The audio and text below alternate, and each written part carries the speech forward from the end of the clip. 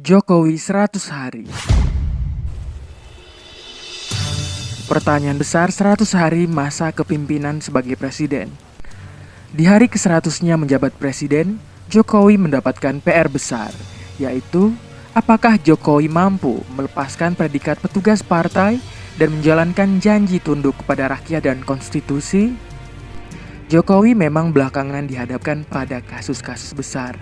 Paling mencolok dan menyita perhatian seantero Indonesia adalah kisruh antara institusi KPK dan Polri.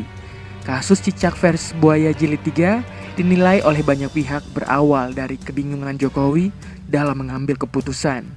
Ketidaktegasan sang presiden membuat sengkarut konflik KPK Polri semakin dalam.